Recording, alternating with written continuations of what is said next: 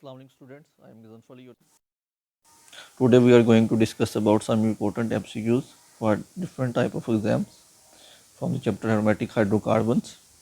सबसे पहला क्वेश्चन अगर आप देखें which of the following will undergoes the electrophilic substitution reaction more readily, तो आपने यहाँ पे बताना है कि कौन सा जो है वो रिएक्शन सबसे इजीली जो है वो कौन सा रिएजेंट जो है वो सबसे easily electrophilic aromatic substitution reaction देगा।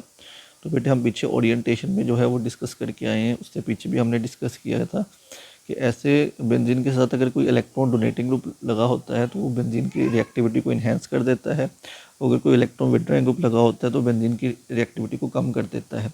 तो सबसे पहले में हमारे पास बेंजीनिंग, तो बेंजीन का तो कोई इफेक्ट नहीं होगा क्योंकि वो तो एरोमेटिक हाइड्रोकार्बन है, वो तो इलेक्ट्रोफिलिक सब्स्टिट्यूशन रिएक्शंस देगा। सेकंड पे है नाइट्रोबेंजीन। नाइट्रोबेंजीन में जो नाइट्रो ग्रुप लगा हुआ है NO2 ग्रुप, तो ये जो नाइट्रो ग्रुप है बेटे ये इलेक्ट्रॉन विड्रॉइंग ग्रुप है। कौन सा ग्रुप है? इलेक्ट्रॉन विड्रॉइंग ग्रुप है और ये strong minus inductive effect show कर रहा है बेटे, और इसके अलावा ये स्ट्रॉन्ग जो है वो माइनस मिजोमेरिक इफेक्ट शो कर रहा है। तो बेंजीन को क्या कर रहा है? बहुत ज़्यादा डीएक्टिवेट कर रहा है। बेंजीन से इलेक्ट्रॉन डेंसिटी को क्या कर रहा है? ऑर्थो और पैरा पोजिशन पे विड्रॉ कर रहा है, जिसकी वजह से बेंजीन की जो रिएक्टिविटी है वो क्या हो जाएगी? बहुत ज़्यादा कम हो जाएगी। ठीक है, पे अगर हम देखें सी पे देखें, सी पे हमारे पास टॉलवीन, तो टॉलवीन में एक CH3 ग्रुप अटैच है।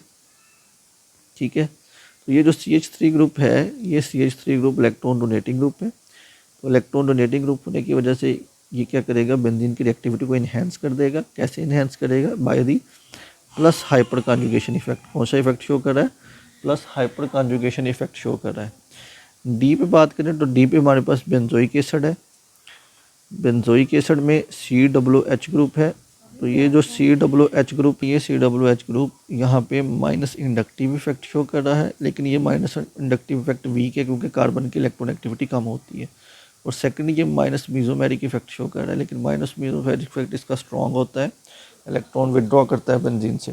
तो ये क्या है? इस कार्बोक्सिल ग्रुप यहाँ पे इलेक्ट्रॉन विड्रॉइंग ग्रुप है। ये क्या है? इलेक्ट्रॉन विड्रॉइंग ग्रुप है। तो ये भी इलेक्ट्रॉन विड्रॉ कर रहा है। डी वाला ऑप्शन में भी जो बेंजोइक एसिड है, और बी पे नाइट्रो ग्रुप जो है वो भी क्या कर रहा है? इलेक्ट्रॉन विड्रॉ कर रहा है, लेकिन नाइट्रो ग्रुप का जो इलेक्ट्रॉन विड्रॉइंग इफेक्ट है वो स्ट्रॉन्ग है as compare to benzoic acid, तो वो उसकी रिएक्टिविटी सबसे कम होगी। तो सबसे ज़्यादा रिएक्टिविटी किसकी होगी? सबसे पहले नंबर पे बेटे आपका आएगा टॉलवीन, जिसकी रिएक्टिविटी सबसे ज़्यादा है। दूसरे नंबर पे आपका बेटे आएगा बेंजीन, क्योंकि इसके साथ कोई ग्रुप अटैच नहीं है। तीसरे नंबर पे बेटे आपका आएगा बेंजोइक एसिड। तीसरे नंबर पे आपका आ जाएगा बेंजोइक एसिड, और सबसे एंड पे आ जाएगा आपका नाइट्रोबेंजीन। तो ऑर्डर क्या बना? सबसे ज़्यादा रिएक्टिविटी किसकी? टॉलवीन की। उसके बाद बेटे सबसे ज़्यादा रिएक्टिविटी किसकी? बेंजीन की। ठीक है, बेंजीन के बाद क्या आ जाएगा? बेंजीन के बाद आपका आ जाएगा बेंजोइक एसिड, और बेंजोइक एसिड के बाद सबसे एंड पे आएगा आपका nitrobenzene. So this is our order of reactivity of the reagents towards the electrophilic aromatic substitution reaction. Next question देखिए, यहाँ पे उन्होंने पूछा हुआ है which of the following is the ortho para directing group. तो आर्थोपैरा डायरेक्टिंग ग्रुप्स कौन से होते हैं? जो इलेक्ट्रॉन डोनेटिंग ग्रुप्स होते हैं। इलेक्ट्रॉन डोनेटिंग ग्रुप्स क्या होते हैं? बेंजीन एक्टिवेटर्स होते हैं, और ये आर्थो और पैरा पोजीशन पे इलेक्ट्रॉन डेंसिटी को इंक्रीज़ करते हैं। डेट्स वाई इनको हम आर्थोपैरा डायरेक्टर्स कहते हैं। तो यहाँ पे देखें, ये जो पहले तीन ग्रुप्स हैं आपके नाइट्रो ग्रुप या कार्बोक्सिल ग्रुप या फॉर्माइल ग्रुप, ये बेटे इलेक्ट्रॉन विड्रॉइंग ग्रुप्स हैं। तो ये क्या होंगे? ये मेटा डायरेक्टर्स होंगे। क्या होंगे? ये मेटा डायरेक्टर्स होंगे। ये बेंजीन को क्या करेंगे? मेटा पोजीशन पे सब्स्टिट्यूशन करवाएंगे। और ये जो आपका हाइड्रोक्सिल ग्रुप है, यहाँ पे हाइड्रोक्सिल ग्रुप में अगर आप देखें OH में ऑक्सीजन जो है उसके पास, ऑक्सीजन के पास बेटे दो लोन पेयर्स पड़े हुए हैं, जिसको ये क्या कर सकता है? बेंजीन को डोनेट कर सकता है। तो ये यहाँ पे क्या कर रहा है? इलेक्ट्रॉन डोनेटिंग इफेक्ट शो कर रहा है। तो इस इलेक्ट्रॉन डोनेटिंग इफेक्ट की वजह से बेंजीन की रिएक्टिविटी इन्हेंस हो जाएगी, और ये क्या होगा बेटा? ये आर्थो पैरा डायरेक्टर होगा। क्या होगा? आर्थो पैरा डायरेक्टर होगा। तो अब राइट आंसर इज डी, कि हमारे पास डी जो है वो राइट ऑप्शन होगा। तो hydroxyl group electron donating group है, आर्थो पैरा डायरेक्टर है, डेट्स वाई हमारा हाइड्रोक्सिल ग्रुप जो है वो यहाँ पे राइट आंसर होगा।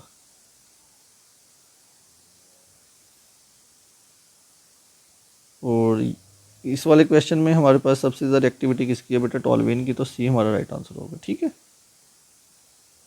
क्वेश्चन है which reagent use for the nitration of benzene, के बेंजीन के नाइट्रेशन के लिए हम जो है कौन सा रिएजेंट यूज़ करते हैं। तो अगर आप बेंजीन की नाइट्रेशन करवाना चाहते हैं, बेंजीन की नाइट्रेशन के लिए जो हम रिएजेंट यूज़ करते हैं that is concentrated nitric acid plus concentrated form में बेटे हम सल्फ्यूरिक एसिड यूज़ करते हैं।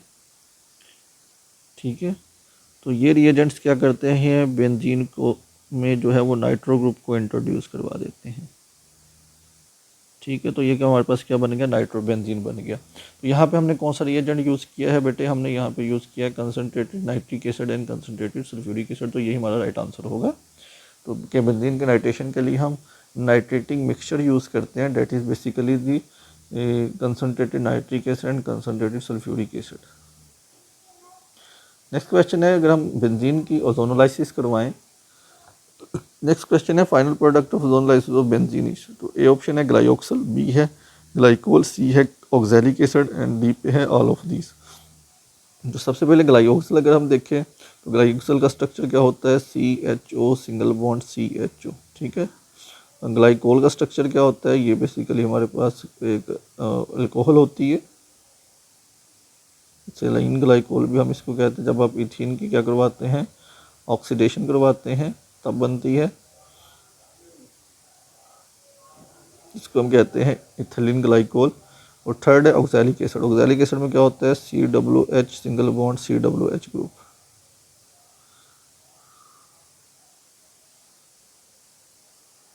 So this is our option A, this is our option B and this is our option C. अब अगर मैं बेंजीन की ओजोनोलाइसिस करवाता हूँ तो बेंजीन का मॉलिक्यूलर फॉर्मूला रहता है C6H6। ठीक है, C6H6 में अगर हम O3 ऐड कर दें, इसकी ओजोनोलाइसिस करवा दें, it will be change into C6H6O9। C6H6O9 is known as benzene triozonide. ठीक है, ये क्या बना है, बेंजीन ट्राइओजोनाइड। पिछले लेक्चर्स में मैंने जो है वो इसका स्ट्रक्चर जो है वो आपको दिखाया था।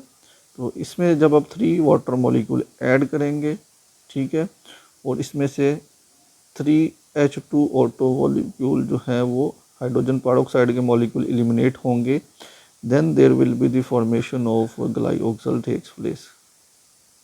ठीक है, this is known as glyoxal. तो ऊपर दिए गए ऑप्शंस में से देखिए स्ट्रक्चर कौन सा है ये वाला, तो आपके पास जो राइट ऑप्शन है वो देखिए कौन सा बन रहा है, right option is the A, the glyoxal is the right answer. यहाँ पे कौन सा स्ट्रक्चर है वो कौन सा बना है, ग्लाइऑक्सल का बना है, कि अगर हम बेंजीन की ओजोनोलाइसिस करवाएंगे तो हमारे पास फाइनल प्रोडक्ट क्या बनेगी, ग्लाइऑक्सल बनेगी। नेक्स्ट क्वेश्चन है बेटे,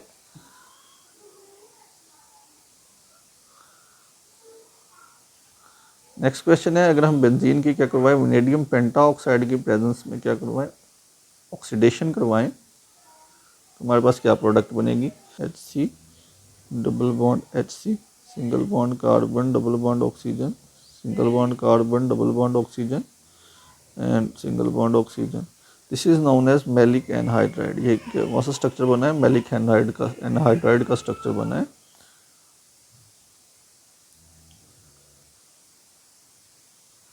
ये हमारे पास क्या बना है, ये बेटे हमारे पास मैलिक एनहाइड्राइड बना है, this is known as maleic anhydride. तो बेंजीन के जब हम ऑक्सीडेशन करवाते हैं वैनेडियम पेंटाऑक्साइड की प्रेजेंस में, then there will be the formation of maleic anhydride takes place.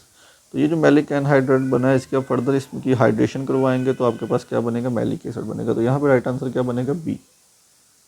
So this is all about the today's session.